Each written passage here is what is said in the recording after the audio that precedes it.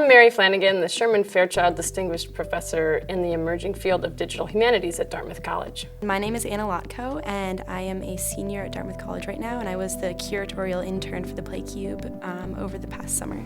PlayCube was an idea that I had actually a few years ago, thinking about wanting to do things out into the community. The idea actually started from thinking about mobile computing and games that would happen in the city. So for example, using mobile devices to do site-specific works in a city, or doing urban games where one would actually, stage a particular game in a particular community.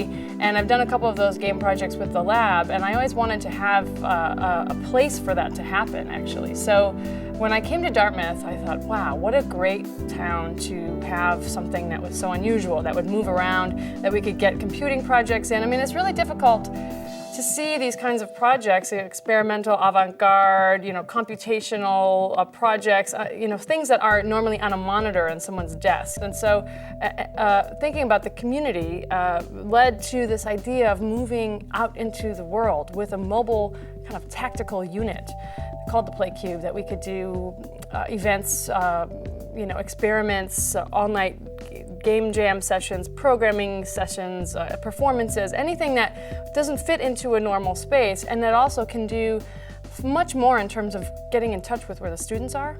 One of the approaches that we took to developing the PlayCube was to think about what's happening in computing now. We have our iPhones, we have GPS, we have all kinds of new technologies that are emerging that actually have to do with participation and with embodiment. And so we really tried to capture that with the PlayCube. Not every project had to use a new technology, but it's a place to encourage that kind of activity. And it's tactical, it's mobile, it moves around. People could move it to the engineering area of campus, and suddenly at there's a different kind of experimentation that would happen than if it were in the arts side. So it really functions in a lot of parallel ways that computing is. As computing moves from purely scientific fields into the arts and humanities, we also have a unit that almost represents that interdisciplinarity and moves across campus. Both the Newcomb Institute and the Leslie Center for Humanities have been extremely helpful because they provided the initial funding. They expanded the scope of the PlayCube, and it wasn't just something that could be fun to watch movies in, it was also something that could be used as an educational tool. I'm really surprised at the